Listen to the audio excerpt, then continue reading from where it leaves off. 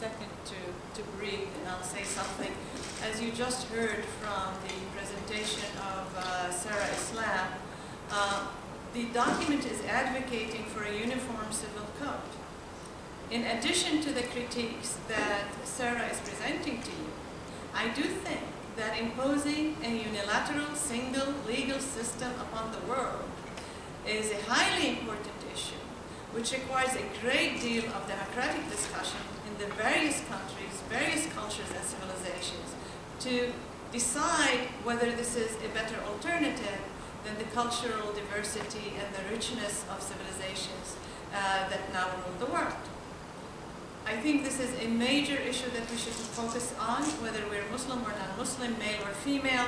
The whole idea of a uniform civil code for the whole world, a global one, is not one that should go through the CEDAW committee, but rather through much more major and basic committees and discussions around the world.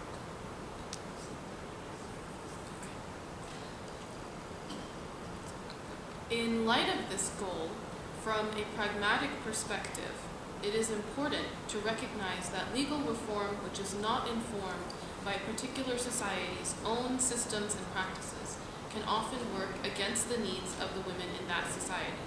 We often find a tendency within the policy community of downplaying the tools that women can already access within their societies in order to advocate for reform.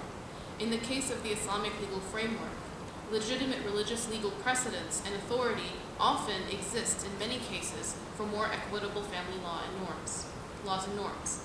One need not necessarily reject Islamic law as a legal system in its entirety in order to achieve such a goal, but rather understand it better in order to know how to access and argue for reforms which push for women's rights yet retain legitimacy at the same time. A path of reform along these lines would promote progress in a manner which is realistic, preserves economic stability, retains respect for societal pluralism, and promotes the advancement of women's empowerment and freedom of choice.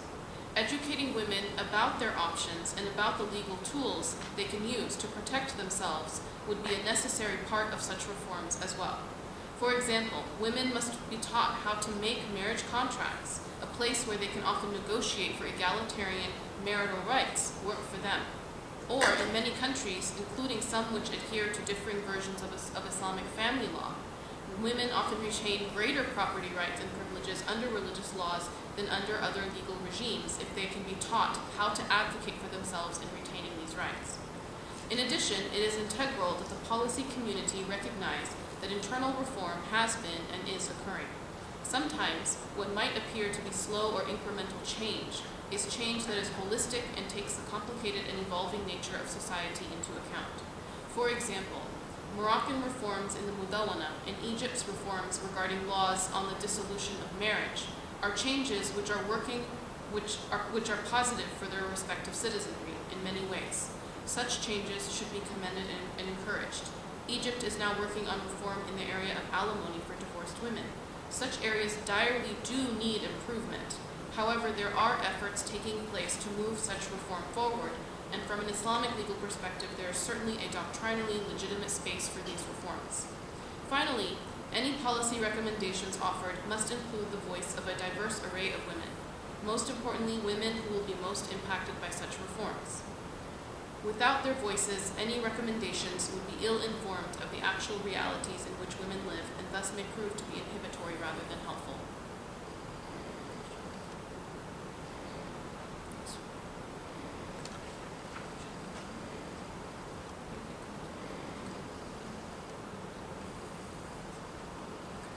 So basically, the actual concept note itself that's been issued by CEDAW is divided into 4 parts. The first part involves introductory comments related to the role of religion and culture in society, and essentially states that religion and cultural norms often have the most dominant force in women's lives in terms of the impact it has in family structures.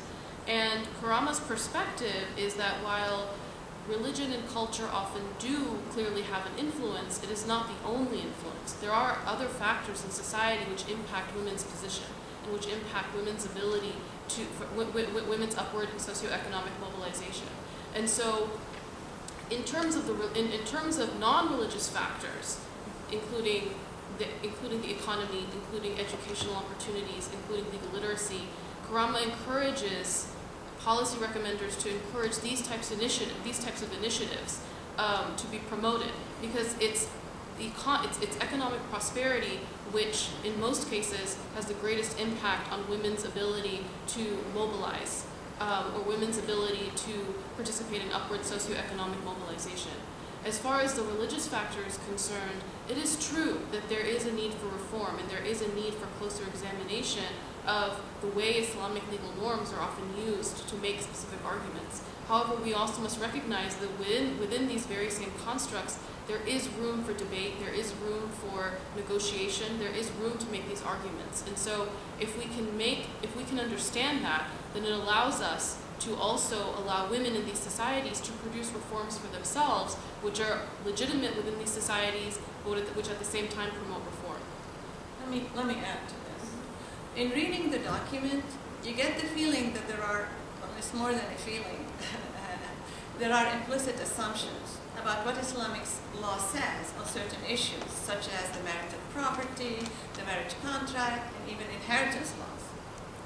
Now, these assumptions are not correct under a proper interpretation of Islamic law. They are very shallow, superficial views of what Islamic law says.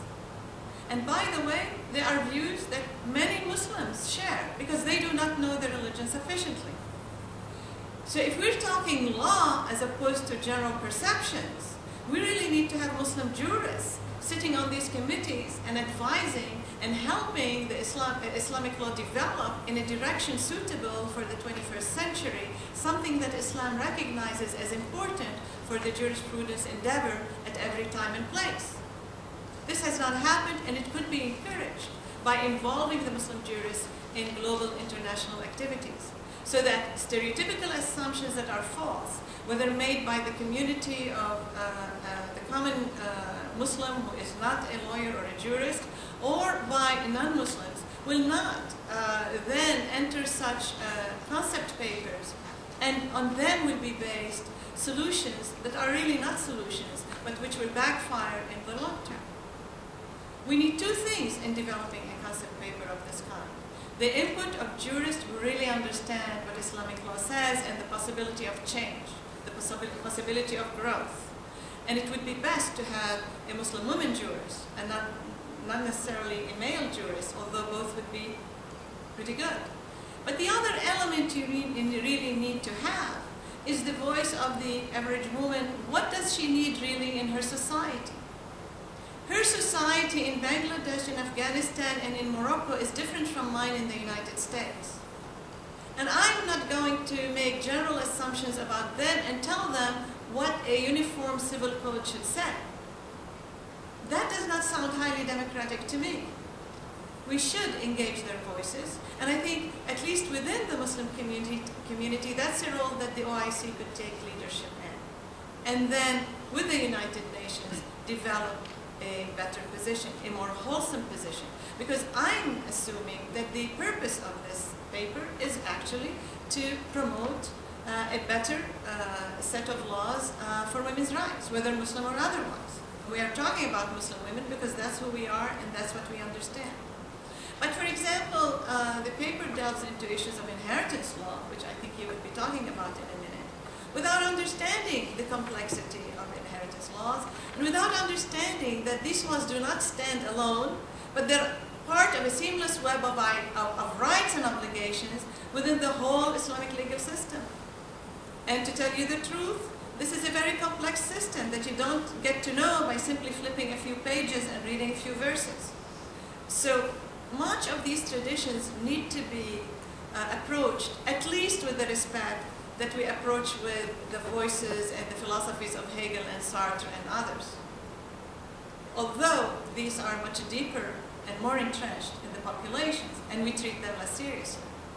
Let's be academic about this, and let's be analytic about this, and let's be professional about it, if we want truly to help women rather than create chaos in the various societies.